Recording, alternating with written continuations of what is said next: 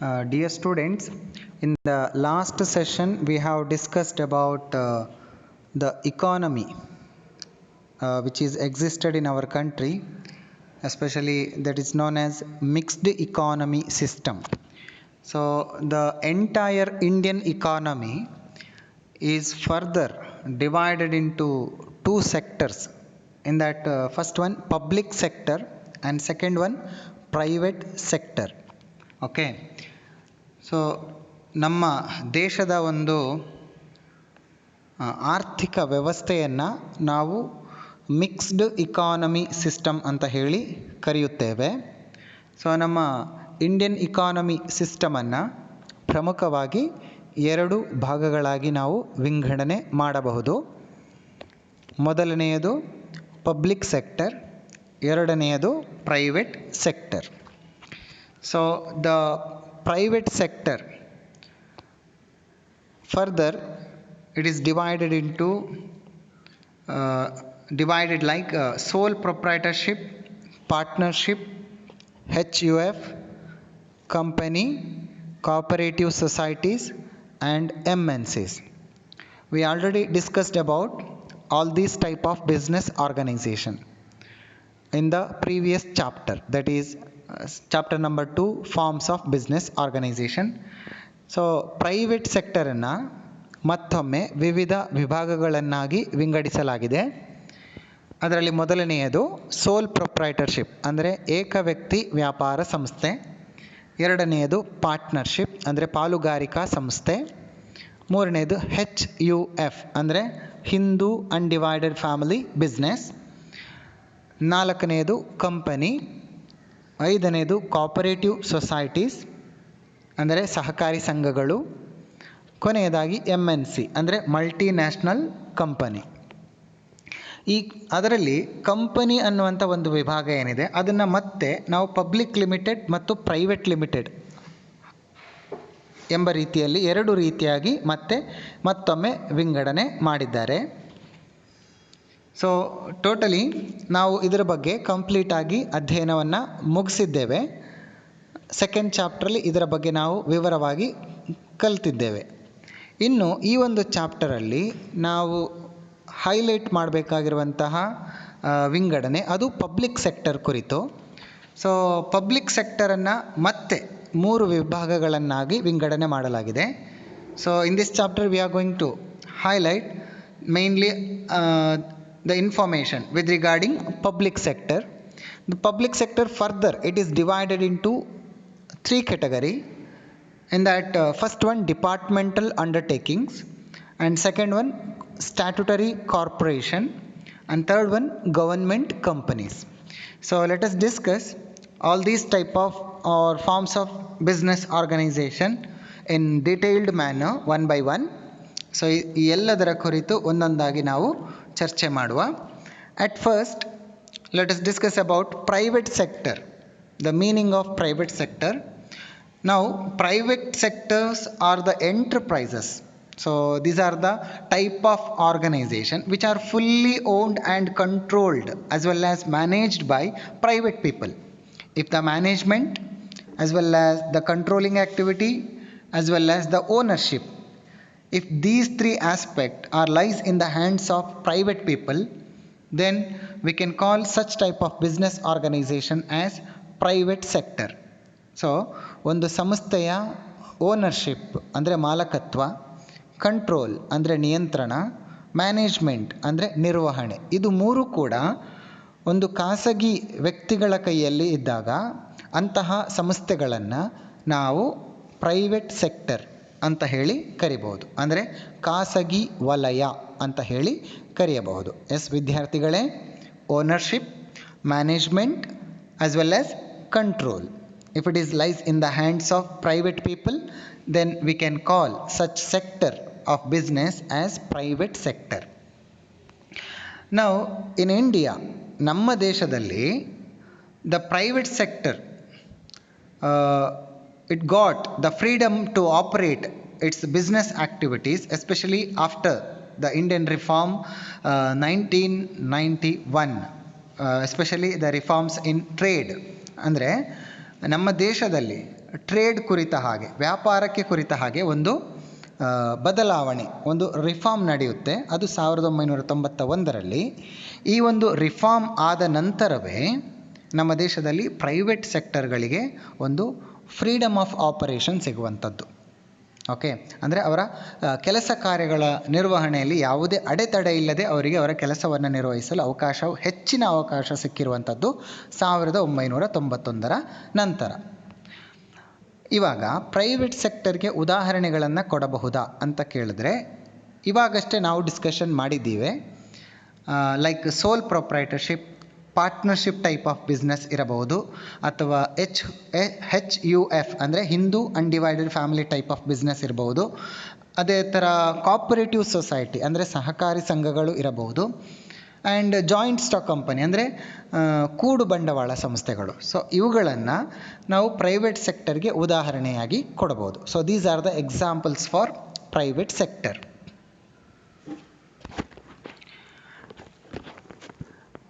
Yes, dear students, let us discuss about meaning of public sector. So ಇವಾಗ public sector ಅಂದರೆ ಏನು ಅನ್ನೋದನ್ನು ತಿಳಿದುಕೊಳ್ಳೋಣ. Public sector are public enterprises. So ಈ public ಸೆಕ್ಟರನ್ನು ನಾವು ಪಬ್ಲಿಕ್ ಎಂಟರ್ಪ್ರೈಸಸ್ ಅಂತ ಹೇಳಿ ಕೂಡ ಕರಿಬಹುದು. It consist of various organisation which is owned, managed by the government and controlled by the government. Yes ವಿದ್ಯಾರ್ಥಿಗಳೇ, ಸೊ ಸರ್ಕಾರ ಆರ್ ಎಲ್ಸ್ ದ ಗವರ್ಮೆಂಟ್ ಏನಿದೆ, if in case the management or the control of all kind of activities in the business organization as well as the ownership of the business organization, if it is lies in the hands of the government, ಅಂದರೆ ಸರ್ಕಾರದ ಕೈಯಲ್ಲಿ ಒಂದು ಸಂಸ್ಥೆಯ ನಿರ್ವಹಣೆ, ಆಡಳಿತ ಆಗಿರ್ಬೋದು, ಅದೇ ರೀತಿ ಅದರ ಒಂದು ನಿಯಂತ್ರಣ ಆಗಿರ್ಬೋದು, ಅದೇ ರೀತಿ ಅದರ ಮಾಲಕತ್ವ, ಇದೆಲ್ಲವೂ ಸರ್ಕಾರದ ಕೈಯಲ್ಲಿದ್ದಾಗ such type of business sector or business organizations are known as public sector. So ಆ ರೀತಿಯ ಒಂದು ವ್ಯವಹಾರ ಸಂಸ್ಥೆಗಳನ್ನು ನಾವು ಪಬ್ಲಿಕ್ ಸೆಕ್ಟರ್ ಅಂತ ಹೇಳಿ ಕರಿಬೋದು. ಪಬ್ಲಿಕ್ ಸೆಕ್ಟರ್ ಅಂದರೆ ಸಾರ್ವಜನಿಕ ವಲಯ, ಅಂದರೆ ಸರ್ಕಾರಕ್ಕೆ ಸಂಬಂಧಪಟ್ಟಿದ್ದೆಲ್ಲವೂ ಸಾರ್ವಜನಿಕ ವಲಯ, ಇದರ ಒಂದು ಅಧೀನದಲ್ಲಿ ಬರುತ್ತೆ.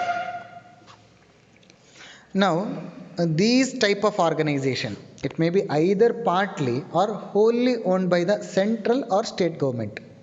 ಸೊ ನೀವು ಪಬ್ಲಿಕ್ ಸೆಕ್ಟರ್ ಬಗ್ಗೆ ತಿಳ್ಕೊಳ್ಬೇಕಾಗಿರುವಂಥ ಒಂದು ಪ್ರಮುಖ 2 ಅಂಶಗಳು. ಮೊದಲನೆಯದು, ಈ ಪಬ್ಲಿಕ್ ಸೆಕ್ಟರ್ ಕೆಳಗಡೆ ಬರುವಂಥ ಬಿಸ್ನೆಸ್ ಆರ್ಗನೈಸೇಷನ್ಗಳೇನಿದೆ, ಇದು ಕಂಪ್ಲೀಟಾಗಿ ಅದು ಕೇಂದ್ರ ಸರ್ಕಾರ ಅಥವಾ ರಾಜ್ಯ ಸರ್ಕಾರದ ಅಧೀನದಲ್ಲಿ ಬರಬಹುದು, ಅಥವಾ ಪಾರ್ಟ್ಲಿ ಅಂತ ಹೇಳಿದ್ರೆ ಅದರ ಅರ್ಧದಷ್ಟು ಮಾಲಕತ್ವ ಸರ್ಕಾರದ ಕೈಯಲ್ಲಿರಬಹುದು, ಇನ್ನರ್ಧದಷ್ಟು ಮಾಲಕತ್ವ ಖಾಸಗಿ ವ್ಯಕ್ತಿಗಳ ಕೈಯಲ್ಲೂ ಕೂಡ ಇರುವ ಅವಕಾಶಗಳು ಇರುತ್ತೆ. ಸೊ ಸಂಪೂರ್ಣವಾಗಿಯೂ ಸರ್ಕಾರದ ಅಧೀನದಲ್ಲಿ ಬರಬಹುದು, ಅದೇ ರೀತಿ ಅದರ ಅರ್ಧದಷ್ಟು ಅದು ಖಾಸಗಿ ವ್ಯಕ್ತಿಗಳಿಗೂ ಆ ಸಂಸ್ಥೆಯ ಜವಾಬ್ದಾರಿಯನ್ನು ಬಿಟ್ಟುಕೊಡಬಹುದು. So there are chances to have the ownership partly or wholly by the central or state government.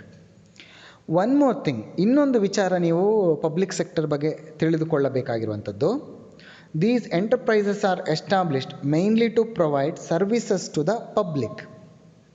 ಅಂದರೆ ಈ ಸಾರ್ವಜನಿಕ ಸಂಸ್ಥೆಗಳು ಅಥವಾ ಸಾರ್ವಜನಿಕ ವಲಯದ ಅಧೀನದಲ್ಲಿ ಬರುವಂಥ ಸಂಸ್ಥೆಗಳೇನಿದೆ, ಇದರ ಮುಖ್ಯ ಉದ್ದೇಶ ಸೇವೆ, ಅಂದರೆ ಸಾರ್ವಜನಿಕರಿಗೆ ಸೇವೆಯನ್ನು ಕೊಡುವಂಥದ್ದು. So the main motive of public sector is to provide the services to the public, general public. Okay, now we are done with the meaning of both private sector as well as public sector. Let us move further. So now we are going to discuss only about public sector enterprises. ಇವಾಗ ನಾವು public sector ಬಗ್ಗೆ, ಅಂದರೆ ಸಾರ್ವಜನಿಕ ವಲಯದ ಅಧೀನದಲ್ಲಿ ಬರುವಂಥ ವಿವಿಧ ರೀತಿಯ ಸಂಸ್ಥೆಗಳ ಬಗ್ಗೆ ನಾವು ತಿಳಿದುಕೊಳ್ಳೋಣ. So let us discuss about different forms of organisation which comes under public sector enterprises. So mainly the public sector is divided into 3 category. So public sector ಕೆಳಗಡೆ 3 ರೀತಿಯಾದಂಥ ವ್ಯವಹಾರ ಸಂಸ್ಥೆಗಳು ಬರುತ್ತೆ. In that first one, departmental undertaking. ಮೊದಲನೆಯದು departmental undertaking, ಎರಡನೇದು statutory corporation, ಮೂರನೆಯದು government companies. So ಈ ಒಂದು ಡಯಾಗ್ರಾಮಲ್ಲಿ ನಿಮಗೆ ನಾನು ಉದಾಹರಣೆಗಳನ್ನು ಕೊಟ್ಟಿದ್ದೀನಿ ನೋಡಿ. ಡಿಪಾರ್ಟ್ಮೆಂಟಲ್ ಅಂಡರ್ಟೇಕಿಂಗ್ಸ್ಗೆ ನಾವು ಕೊಟ್ಟಿರುವಂಥ ಉದಾಹರಣೆಗಳು ರೈಲ್ವೇಸ್ ಅಂದರೆ ರೈಲ್ವೆಗೆ ಸಂಬಂಧಪಟ್ಟಿರುವಂಥ ಇಲಾಖೆ, ರೈಲ್ವೆ ಇಲಾಖೆ, ಡಿಫೆನ್ಸ್, ಸೊ ನಮ್ಮ ಒಂದು ಮಿಲಿಟರಿ ಫೋರ್ಸ್ ಏನಿದೆ ಇದನ್ನು ನಾವು ಡಿಫೆನ್ಸ್ ಅಂತ ಹೇಳಿ ಕರಿತೀವಿ. ಆ್ಯಂಡ್ ಪೋಸ್ಟ್ ಆ್ಯಂಡ್ ಟೆಲಿಗ್ರಾಫ್ ನಮ್ಮ ಪೋಸ್ಟ್ ಆಫೀಸ್ಗಳು, ಆ್ಯಂಡ್ ಟೆಲಿಫೋನ್ ಅಂದರೆ ಟೆಲಿಫೋನ್ಗೆ ಸಂಬಂಧಪಟ್ಟಿರುವಂತಹ ಕಂಪನಿಗಳು. ಸೊ ಇದೆಲ್ಲವೂ ಕೂಡ ಡಿಪಾರ್ಟ್ಮೆಂಟಲ್ ಅಂಡರ್ಟೇಕಿಂಗ್ಸ್ ಕೆಳಗಡೆ ಬರುವಂಥ ವಿವಿಧ ರೀತಿಯ ಸಂಸ್ಥೆಗಳು. ಇನ್ನು ಸ್ಟ್ಯಾಟ್ಯೂಟರಿ ಕಾರ್ಪೊರೇಷನ್ ಅಂದರೆ ಇದು ಸ್ವಲ್ಪ ಆಡಳಿತಕ್ಕೆ ಸಂಬಂಧಪಟ್ಟಿರುವಂಥ ಸಂಸ್ಥೆಗಳು. ಉದಾಹರಣೆಗೆ RBI, LIC, IDBI, UTI ಇದೆಲ್ಲ ದೊಡ್ಡ ದೊಡ್ಡ ಹಣಕಾಸಿನ ಸಂಸ್ಥೆಗಳು. ಇದನ್ನು ನಾವು ಸ್ಟ್ಯಾಟ್ಯೂಟರಿ ಕಾರ್ಪೊರೇಷನ್ಸ್ ಅಂತ ಹೇಳಿ ಕರಿತೇವೆ. ಇನ್ನು ಮೂರನೇದಾಗಿ HMT, BEL, BHEL, BEML ಮತ್ತು HAL. ಸೊ ಇವುಗಳೆಲ್ಲವೂ ಕೂಡ technology, information technology, electronics, electricals ಈ ರೀತಿಯ ವಿಭಾಗಗಳಿಗೆ ಸಂಬಂಧಪಟ್ಟಿರುವಂಥ ಸಂಸ್ಥೆಗಳು. ಸೊ ಇದನ್ನು ನಾವು ಗವರ್ನ್ಮೆಂಟ್ ಕಂಪನೀಸ್ ಅಂತ ಹೇಳಿ ಕರೆಯುತ್ತೇವೆ. ನಾವು ಇವಾಗ ಒಂದೊಂದೇ ವಿಭಾಗವನ್ನು ಮತ್ತಷ್ಟು ಡೀಟೇಲ್ಡ್ ಆಗಿ ನಾವು ಡಿಸ್ಕಷನ್ ಮಾಡೋಣ. So let us discuss each and every undertakings, public undertakings in detailed manner. In that first one departmental undertakings. ಇವಾಗ ಡಿಪಾರ್ಟ್ಮೆಂಟಲ್ ಅಂಡರ್ಟೇಕಿಂಗ್ಸ್ ಅಂತ ಹೇಳಿದರೆ ಏನು? So these are the enterprises. ಇದು ಕೂಡ ಒಂದು ರೀತಿಯ ಸಂಸ್ಥೆ which are fully owned by and managed by the state or central government under ministry. ಅಂದರೆ ಇದಕ್ಕೊಂದು ಮಂತ್ರಿಮಂಡಲ ಅಂತ ಇರುತ್ತೆ. ಆ ಒಂದು ಮಂತ್ರಿಮಂಡಲದ ಕೆಳಗಡೆ ಬರುವಂಥ ಸಂಸ್ಥೆಗಳು. ಇದನ್ನು ಸಂಪೂರ್ಣವಾಗಿ ಇದು ಕೇಂದ್ರ ಅಥವಾ ರಾಜ್ಯ ಸರ್ಕಾರದ ಅಧೀನದಲ್ಲಿ ಇರುತ್ತೆ. ಒಂದು ಮಿನಿಸ್ಟ್ರಿ ಕೆಳಗಡೆ ಬರುವಂಥದ್ದು. ಸೊ ಉದಾಹರಣೆಗೆ ಇಂಡಿಯನ್ ರೈಲ್ವೇಸ್ ಅಥವಾ post and telegraph, so et cetera ಈ ರೀತಿಯಾಗಿ. ಇವಾಗ ರೈಲ್ವೆ ಅಂದಾಗ ಭಾರತೀಯ ರೈಲ್ವೆ ಇಲಾಖೆ ಅಂದರೆ ಆ ಇಲಾಖೆಗೊಬ್ಬ ಸಚಿವ ಅಂದರೆ ಒಬ್ಬ ಮಂತ್ರಿ ಇರ್ತಾನೆ. ಸೊ ಆ ಒಂದು ಸಚಿವರ ಕೆಳಗೆ ಈ ಒಂದು ಡಿಪಾರ್ಟ್ಮೆಂಟ್ಸ್ ತನ್ನ ಕೆಲಸ ಕಾರ್ಯಗಳನ್ನು ನಿರ್ವಹಣೆ ಮಾಡುತ್ತೆ. ಸೊ ಈ ಥರದ ಒಂದು ಸಂಸ್ಥೆಗಳನ್ನು ನಾವು ಡಿಪಾರ್ಟ್ಮೆಂಟಲ್ ಅಂಡರ್ಟೇಕಿಂಗ್ಸ್ ಅಂತ ಹೇಳಿ ಕರೀತೇವೆ. ಅಂದರೆ ಎಸ್ಪೆಷಲಿ ಇದು ಒಂದು ಮಿನಿಸ್ಟ್ರಿ ಕೆಳಗಡೆ ಬರುವಂಥದ್ದು. ಇವಾಗ let us discuss about its features of departmental undertakings. First one, formation.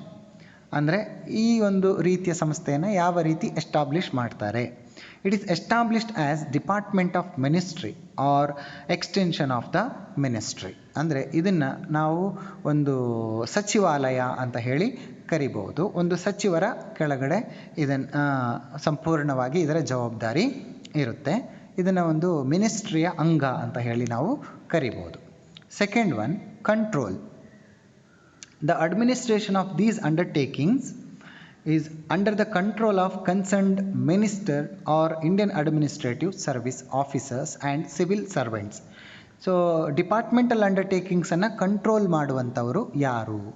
Especially civil service ಮಾಡಿರುವಂಥವರು ಅಥವಾ ಇಂಡಿಯನ್ ಅಡ್ಮಿನಿಸ್ಟ್ರೇಟಿವ್ ಸರ್ವಿಸ್ ಅಂದರೆ IAS ಎಕ್ಸಾಮ್ಸ್ಗಳನ್ನು ಬರೆದು IAS ಆಫೀಸರ್ಸ್ಗಳೇನಿರ್ತಾರೆ ಅಥವಾ ಸಿವಿಲ್ ಸರ್ವೆಂಟ್ಸ್ ಯಾರಿರ್ತಾರೆ ಅವರು ಇಂಥ ಸಂಸ್ಥೆಗಳನ್ನು ಹೆಚ್ಚಾಗಿ ನಿರ್ವಹಣೆ ಮಾಡ್ತಾರೆ. ಅಂದರೆ ಈ ಮಿನಿಸ್ಟರ್ ಏನಿರ್ತಾರೆ ಆ ಒಂದು ಪರ್ಟಿಕ್ಯುಲರ್ ಡಿಪಾರ್ಟ್ಮೆಂಟಲ್ಲಿ, ಆ ಮಿನಿಸ್ಟರ್ ಕೈ ಕೆಳಗಡೆ ಹಲವಾರು IAS ಅಧಿಕಾರಿಗಳಿರ್ತಾರೆ.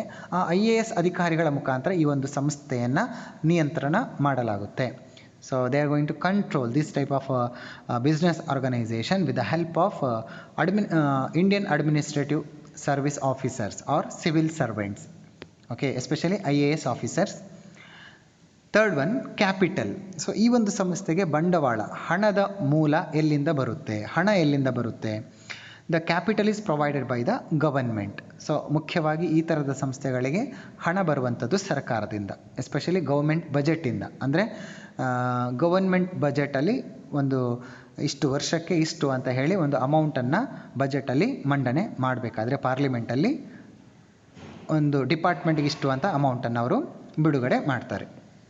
Then fourth feature, income. So the income of these departments should be deposited daily into the government treasury. Now what about the income earned by these type of business organization? whatever the income received by departmental undertakings, it will directly credited to government treasury. ಅಂದರೆ ಈ ಒಂದು ಡಿಪಾರ್ಟ್ಮೆಂಟಲ್ಲಿ ಏನು ಆದಾಯಗಳು ಬರುತ್ತೆ ಆ ಆದಾಯವನ್ನು government treasury ಅಂದರೆ ಸರ್ಕಾರದ ಖಜಾನೆಗೆ ಬೊಕ್ಕಸಕ್ಕೆ ಅವರೇನು ಮಾಡ್ತಾರೆ, ಕ್ರೆಡಿಟ್ ಮಾಡ್ತಾರೆ. ಅದನ್ನು ಅವರು ಕಳಿಸ್ಕೊಡ್ಬೇಕಾಗಿ ಬರುತ್ತೆ. ಯಾಕೆಂದರೆ ಅವರಿಗೆ ಖರ್ಚಿಗೆ ಬೇಕಾಗಿರುವಂಥ ದುಡ್ಡನ್ನು ಸರ್ಕಾರ ಬಿಡುಗಡೆ ಮಾಡೋದರಿಂದ ಅದರಲ್ಲಿ ಬಂದಿರುವ ಆದಾಯವನ್ನು ಅವರು ಸರ್ಕಾರಕ್ಕೆ ಮತ್ತೆ ಮರುಪಾವತಿ ಮಾಡಬೇಕು. ಮ್ಯಾನೇಜ್ಮೆಂಟ್, ಸೊ ಇದನ್ನು ನಿರ್ವಹಣೆ ಮಾಡುವಂಥವರು ಯಾರು? The undertaking consist of the government employees, especially IAS officers and civil servants who look after day-to-day management and they are transferable. ಅಂದರೆ IAS ಆಫೀಸರ್ಗಳು ಅಥವಾ ಸಿವಿಲ್ ಸರ್ವೆಂಟ್ಸ್ಗಳು ಯಾರಿದ್ದಾರೆ ಅವರು ಈ ಥರದ ಸಂಸ್ಥೆಗಳ ಸಂಪೂರ್ಣ ಜವಾಬ್ದಾರಿಯನ್ನು ವಹಿಸ್ಕೊಂಡಿರ್ತಾರೆ. ಇವರು ಪ್ರತಿನಿತ್ಯದ ಕಾರ್ಯಚಟುವಟಿಕೆಗಳ ಮೇಲೆ ಗಮನವನ್ನು ಇಟ್ಟಿರ್ತಾರೆ. ಆ್ಯಂಡ್ ಸಿಕ್ಸ್ತ್ ಫೀಚರ್, ಆರನೇ ಒಂದು ಫೀಚರ್ಸ್ ಏನಂದರೆ ಗವರ್ಮೆಂಟ್ ರೆಗ್ಯುಲೇಷನ್ಸ್, ಅಂದರೆ ಸರ್ಕಾರದಿಂದ ಬರುವಂಥ ನಿಯಮಗಳು. The accounts of these undertakings are audited by the Accountant General established by state or central government. ಅಂದರೆ ಇಲ್ಲಿ ಲೆಕ್ಕಾಚಾರಗಳು, ಹಣಕಾಸಿಗೆ ಸಂಬಂಧಪಟ್ಟಿರುವಂಥ ಲೆಕ್ಕಾಚಾರಗಳೇನಿದೆ ಇದನ್ನು ಕೇಂದ್ರ ಸರ್ಕಾರ ಅಪಾಯಿಂಟ್ಮೆಂಟ್ ಮಾಡಿರುವಂಥ ಆಡಿಟರ್ ಅಥವಾ ಚಾರ್ಟರ್ಡ್ ಅಕೌಂಟೆಂಟ್ ಏನಿದ್ದಾನೆ ಅವನು ಸಂಪೂರ್ಣವಾಗಿ ಇದರ ಒಂದು ಲೆಕ್ಕಾಚಾರಗಳನ್ನು ನೋಡಿಕೊಳ್ಳುವಂಥ ಒಂದು ಜವಾಬ್ದಾರಿಯನ್ನು ಹೊಂದಿರ್ತಾನೆ. Now let us discuss about merits of departmental undertakings. ಇವಾಗ ಡಿಪಾರ್ಟ್ಮೆಂಟಲ್ ಅಂಡರ್ಟೇಕಿಂಗ್ಸ್ನ ಮೆರಿಟ್ಸ್, ಉಪಯೋಗಗಳ ಬಗ್ಗೆ ನಾವು ಚರ್ಚೆ ಮಾಡೋಣ. First one, effective control.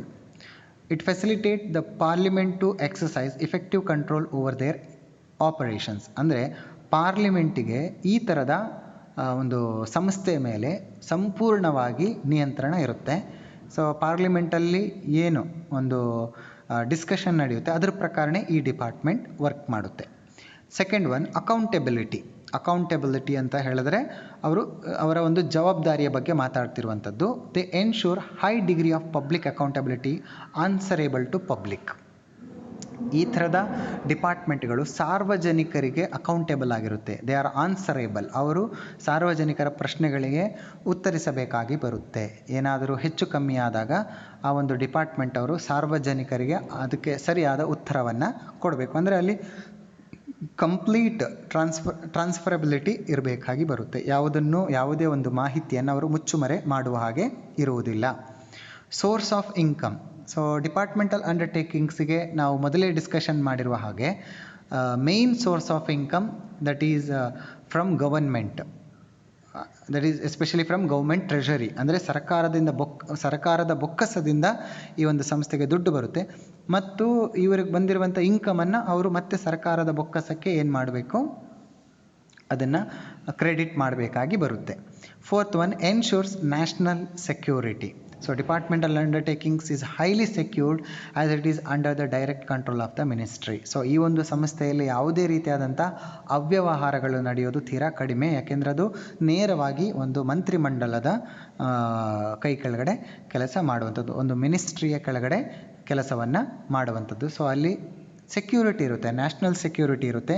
ನಮಗೆ ಬೇರೆ ಒಂದು ಪ್ರೈವೇಟ್ ಸಂಸ್ಥೆಯಿಂದಾಗಿ ಆಗಿರ್ಬೋದು ಅಥವಾ ಬೇರೆ ದೇಶದಿಂದ ಯಾವುದೇ ರೀತಿಯಾದಂಥ ತೊಂದರೆಗಳು ಒಳಪಡುವುದಿಲ್ಲ. ಯಾಕೆಂದರೆ ಅದು ನಮ್ಮ ಸರ್ಕಾರದ ಕೈ ಕೆಳಗಡೆ ನಡೆಯುವಂತಹ ಒಂದು ಸಂಸ್ಥೆ.